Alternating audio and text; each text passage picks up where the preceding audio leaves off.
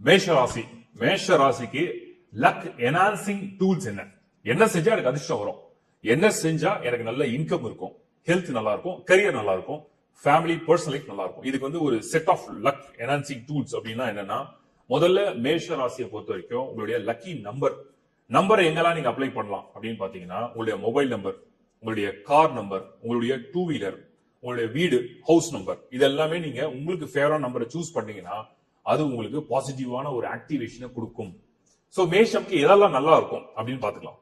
Number 9, number 1, number 3, number 6 also can use பண்ணலாம். Number 2, இதெல்லாம் உங்களுக்கு வந்து பாசிட்டிவான எனர்ஜியை கொடுக்கக்கூடிய எண்கள். ஓகே, நெகட்டிவா இருக்கான்னா மத்த நம்பரை விட்டுடுங்க. 8, 4, 7, 5 வந்து வேண்டாம். மேஷத்தை பொறுத்த வரைக்கும் நம்பர்ல இதெல்லாம் நீங்க எடுத்துக்கிறீங்க, உங்க பர்த் நம்பர் எதுவாக இருந்தாலும் மேட்ச் ஆகும். அடுத்தது கலர்ஸ். இந்த கலர்லாம் எனக்கு ஃபேவரா இருக்குன்னா நான் என்ன ஒரு இன்டர்வியூ அட்டன் பண்ண போறேன், நிறைய பேர் கேட்கறாங்க நான் எந்த கலர் வேர் பண்ணிட்டு போறேன். நீங்க டேலண்டா இருக்கலாம், நாலேஜா இருக்கலாம், இதான் லக் என்ஹான்ஸ் பண்றதுக்கு தான் நான் இதை கொடுக்குற ஒரு டிப்ஸ்.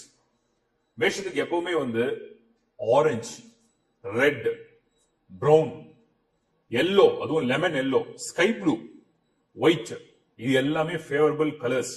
இது எல்லாமே உங்களுக்கு வந்து ஒரு புது ப்ராஜெக்ட் பண்ண போறீங்க, புதுசா ஒரு விஷயம் முயற்சி பண்ண போறீங்கன்னா அதை நீங்க யூஸ் பண்ணலாம்.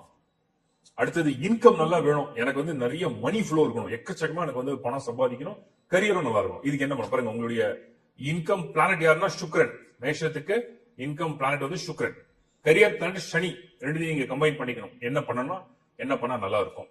எப்பவுமே மத்தவங்களுக்கு ஒரு ஸ்வீட் வேர்ட்ஸ் அப்படின்னு என்னன்னா, பாசிட்டிவ் வேர்ட்ஸ் வந்து நீங்க சொல்லணும், வாழ்த்தணும். ஏன்னா உங்களுக்கு செகண்ட் ஹவுஸ் லார்ட் வந்து சுக்கிரன்.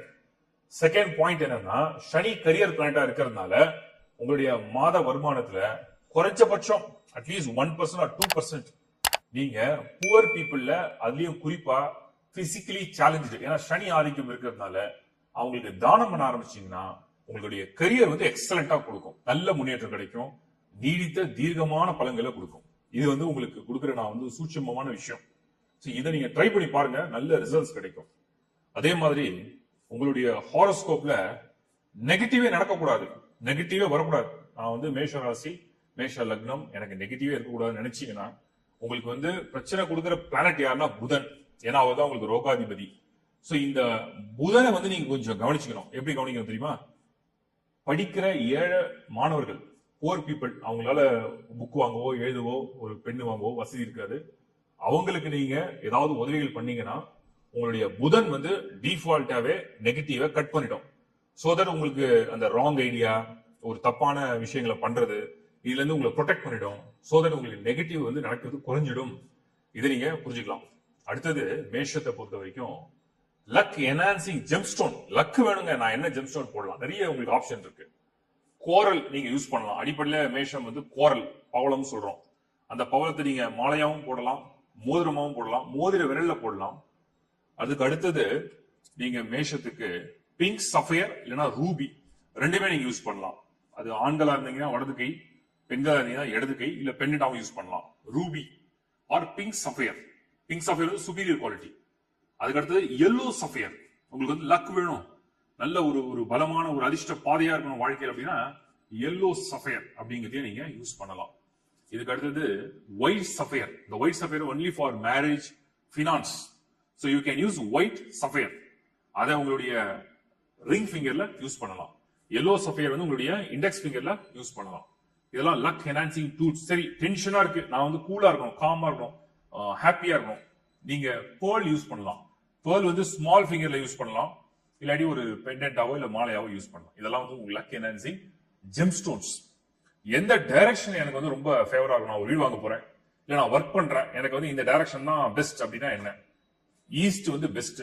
ஈஸ்ட் ஃபேஸ் பண்ண மாதிரி ஒரு வீடு ப்ராப்பர்ட்டி வாங்கலாம், இல்ல அந்த ஃபேசிங்ல நீங்க ஒர்க் பண்ணலாம்.